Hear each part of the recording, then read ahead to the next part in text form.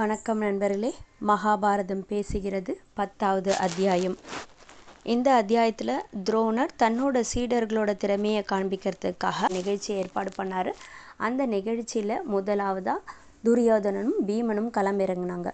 தன்னோட கதாயுத திறமையை காண்பிச்சாங்க.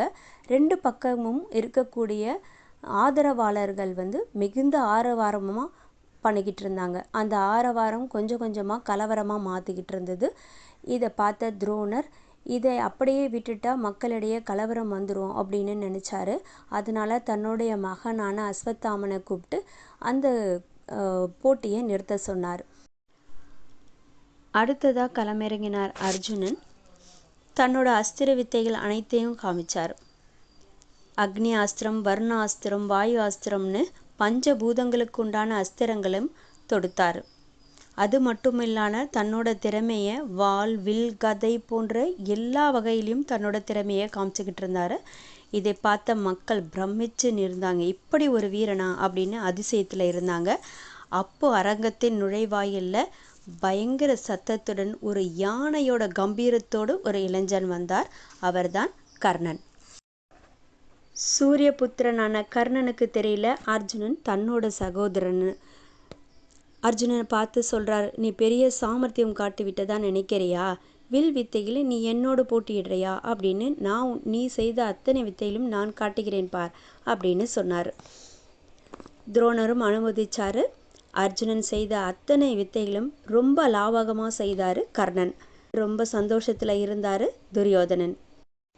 துரியோதனன் கர்ணனை பார்த்து, வீரனே, என்னையும் என் ராஜ்யத்தும் விருப்பப்படி நீ பயன்படுத்தலாம் அப்படின்னு கூறினார். உடனே கர்ணன் உன் வார்த்தை மட்டுமே எனக்கு போதும், உன்னுடைய நட்பு கிடைத்தால் மட்டும் எனக்கு போதும் அப்படின்னு சொன்னார். அது மட்டும் இல்லாமல் அர்ஜுனனுடன் நான் நேருக்கு நேர் நின்று யுத்தம் செய்ய விரும்புகிறேனும் சொன்னார். ஏற்கனவே பாண்டவர்களிட்ட பகையாயிருந்த துரியோதனன், என் எதிரிகள் உன் காலில் கிடக்கட்டும் அப்படின்னு கர்ணன் கிட்ட சொன்னார். இதை எல்லாத்தையும் பார்த்த அர்ஜுனனுக்கு தனக்கு ஒரு அவமானம் நிகழ்ந்ததாகவே நடிச்சார் அர்ஜுனன். அர்ஜுனன் கர்ணனை பார்த்து, அழைக்காமலே சபைக்கு வந்துட்ட, அந்த மாதிரி வந்தவங்களுக்கு என்ன கேதி நேருன்றதை நீ பார்ப்ப, உனக்கும் எனக்கும் போர், உன்னை நான் யமனிடம் அனுப்புகிறேன் பார்னு கர்ஜித்தார். கர்ணன் அர்ஜுனனை பார்த்து சொன்னார், அரங்குன்றது எல்லாருக்கும் சமமானது, வீரம் ஒன்று தான் சத்திரியன் பெருசாக நினைக்கிறான் அப்படின்னு சொன்னார். உன்னோட ஆச்சாரியர் துரோணர் முன்னிலேயே உன்னோட தலையை கொய்து விடுகிறேன் பார்னு கர்ஜித்தார் கர்ணன். கர்ணன் பக்கமும் அர்ஜுனன் பக்கமும் ஆதரவாளர்கள் பெருகிக்கிட்டே இருந்தாங்க. குந்தி தேவி அங்கே வந்தாங்க. கர்ணனை பார்த்தவுடன் தன்னோட மகன்னு தெரிஞ்சுக்கிட்டாங்க. அதனால் மயக்கம் அடைந்து கீழே விழுந்துட்டாங்க. விதுரர் மயக்கத்தை தெளிய வச்சாரு. போர் புரிகிறவங்க 2 பேருமே தன்னோட மகன்கள் என்று தெரிஞ்சு என்ன பண்ணுறதுன்னு தெரியாமல் திகைச்சிட்டு இருந்தாங்க குந்தி தேவி. கிருபாச்சாரியார் எழுந்தார். கர்ணனை பார்த்து, அர்ஜுனன் குந்தி தேவியோட இளைய குமாரன், பாண்டுவின் மகன், ஒரு கௌரவ குலத்தை சார்ந்தவன், நீ யார், உன்னோட பின்னணி என்ன அப்படின்னு கேட்டார். இதை கேட்ட உடனே கர்ணனோட முகம் வாடி போச்சு. உடனே துரியோதனன் எழுந்தார். திறமையை காண்பிக்கிறதுக்கு யார் வேணால் தன்னோட திறமையை காண்பிக்கலாம். அரசரோட லட்சணம்ன்றது ஒரு வீரன் ஒன்று பரம்பரையில் பிறந்திருக்கலாம், இல்லை பிறவியிலே ஒருத்தன் வீரனாக இருக்கலாம், இல்லை ஒரு நல்ல படையை நடத்தி செல்லக்கூடிய திறமையுடையவன் தான் அரசன். இது தகுதிகள் கர்ணன்கிட்ட இருக்கே அப்படின்னு சொன்னார். அப்படி ஒன்று அரசர் தான் உங்களுக்கு போட்டியிட வேணும் அப்படின்னு இப்பவே கர்ணனை அங்க தேசத்தோட அரசனாக்குறேன் அப்படின்னு அறிவிச்சாரு.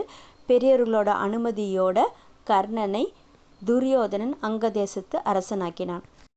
ஒரு ராஜ்யத்தையே தனக்காக கொடுத்த தன்னோட நண்பன் துரியோதனனுக்காக என்ன வேணா செய்ய தயாராக இருந்தார் கர்ணன். ரொம்ப மகிழ்ச்சியோட துரியோதனனை கட்டி தழுவினார். இந்த நட்பு பிரியாமல் வளர்ந்துட்டு இருந்தது. அந்த நேரத்தில் கையில் ஒரு கைத்தொடியோட தள்ளாட்டமாக ஒரு தேரோட்டி வந்தார். அவரை பார்த்தவுடனே கர்ணன் தன் வில் அம்பு எல்லாத்தையும் கீழே வச்சுட்டு அவரோட காலில் போய் விழுந்தார்.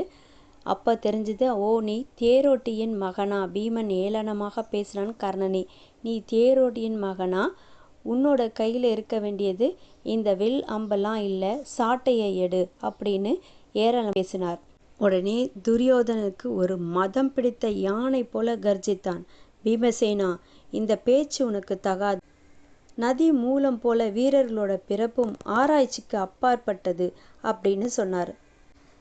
வீரமில்லாத மானுக்கு மிருகராஜாவாகிய சிங்கம் பிறப்பதில்லை அப்படின்னும், பிறக்கும்போதே கவச குண்டலத்தோட அரச லட்சணனோட பிறந்தவன் தான் இந்த கர்ணன் அப்படின்னும், இவர் கண்டிப்பாக ஒரு தேசத்தோட அரசனாக தான் இருக்க முடியும் அப்படின்னும் கர்ஜித்தார் துரியோதனன். மக்களில் பலரும் துரியோதனனோட பேச்சை ஆமோதித்தனர். சூரியன் அஸ்தமனமாக தொடங்கியது. கர்ணன் தன் மகன்னு புரிஞ்சுக்கிட்ட குந்திக்கு அவன் அங்க தேசத்தோட அரசனாகினான்னு ஒரு பக்கம் மகிழ்ச்சியாக இருந்தது. அர்ஜுனனோட வீரத்தை எண்ணி பயந்துக்கிட்டு இருந்த துரியோதனனுக்கு கர்ணனோட நட்பு கிடைச்சதால அந்த அச்சம் விலகி அவன் மிகவும் மகிழ்ச்சியோடு இருந்தான். யுதிஷ்டிரர் கர்ணனுக்கு நிகரான ஒரு வில்லாளி இந்த உலகத்தில் இல்லை அப்படிங்கிற ஒரு முடிவுக்கு வந்துட்டார். சுமார் 1 வருட காலம் போச்சு. திருதராஷ்டிரன் யுதிஷ்டருக்கு இளவரசராக பட்டாபிஷேகம் செய்து வைத்தார். பாண்டவர்களுக்கும் துரியோதனாதிகளுக்கும் பயிற்சிகள் தொடர்ந்து நடந்துக்கிட்டே இருந்தது. துரோணர் அர்ஜுனனுக்கு பிரம்மாஸ்திரம் உபயோகிக்கும் முறையை உபதேசம் செய்து கொடுத்தார். மனிதர் மேலே இந்த அஸ்திரத்தை பிரயோகப்படுத்தக்கூடாது அப்படின்னு சொன்னார்.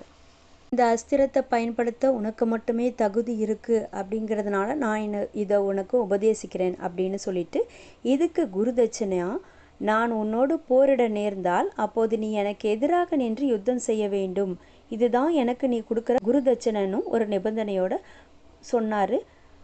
துரோணரை வணங்கிய அர்ஜுனனுக்கு யாதவ குலத்தில் பிறந்த கிருஷ்ணன் மட்டுமே உன்னை விட மேம்பட்டவன் அப்படின்னும், அந்த கிருஷ்ணனே உன்னுடன் நட்பாக இருப்பார், உனக்கு உறுதுணையாக இருப்பார் அப்படின்னும் ஆசீர்வாதம் வழங்கினார் துரோணர்.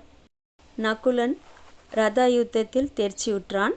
சகாதேவன் சர்வ சாஸ்திரங்களையும் கற்று தேர்ச்சி. இந்த பஞ்ச பாண்டவர்களை சேர்ந்து பல வெற்றிகளை குவிச்சுக்கிட்டே இருந்தாங்க. பார்த்த துரியோதனனும் திருதராஷ்டிரனும் மிகவும் கவலையில் முழுகிட்டாங்க. இதனோட தொடர்ச்சியை அடுத்த அத்தியாயத்தில் பார்க்கலாம். நன்றி, வணக்கம்.